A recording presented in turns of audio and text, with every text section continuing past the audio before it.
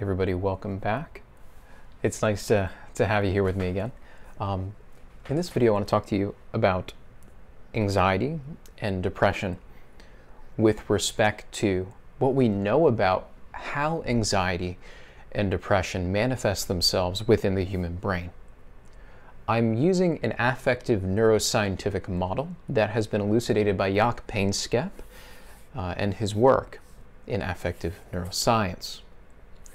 You know, in short, we typically think of anxiety and sadness within, the context of depressive illness, where we're not experiencing pleasure, we're lacking motivation to live, etc.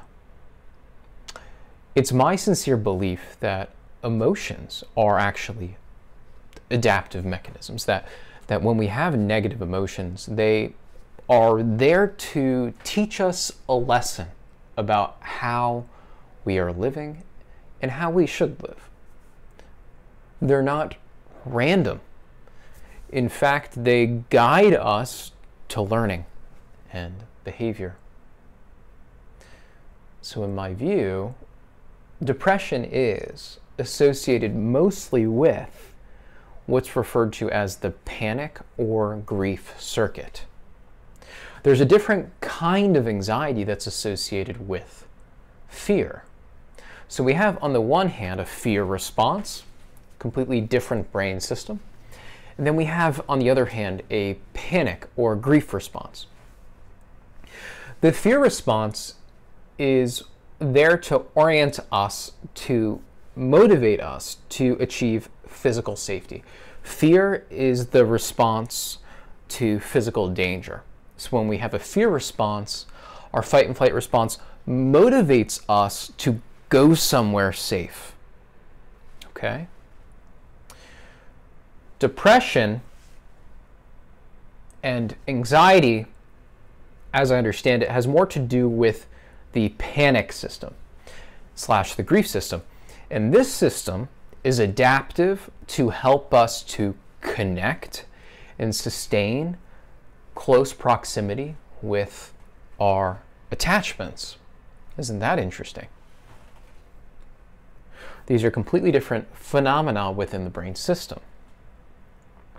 So when I'm seeking to understand how best to treat depressive illness, what I'm really trying to do here is I'm trying to move away from this diagnostic manual, which is not actually based in any, construct validity or reliability, and look at an evidence-based approach to psychiatry, which suggests that most of what we consider chronic depression and chronic anxiety is basically a natural response to social rejection, social pain, and social, basically, exclusion.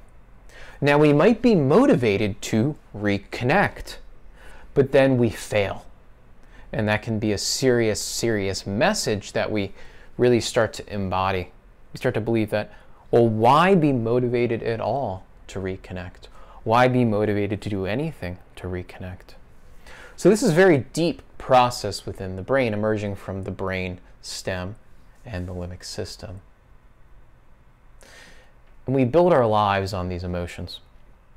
It's very important to understand that the negative affects are there such that positive affects can emerge to regulate emotional states.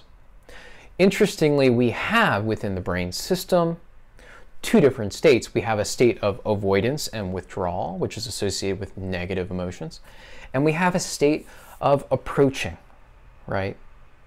These approach states are associated with positive affects, and those three affects are deeply rooted in the brain as well.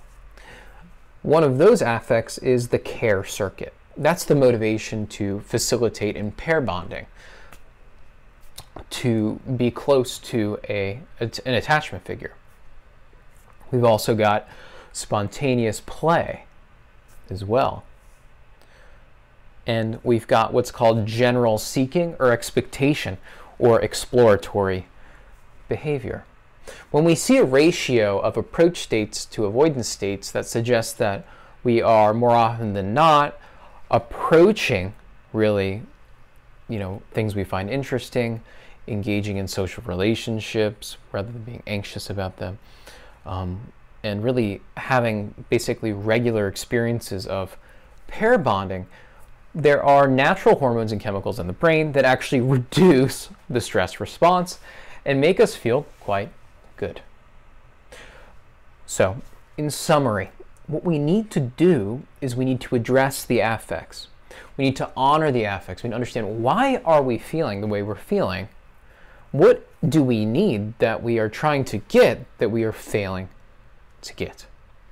I'm excited to be a practitioner in this model and to cultivate this model so that we can bring evidence-based medicine to psychiatry, which currently, well, has a lot of work to do.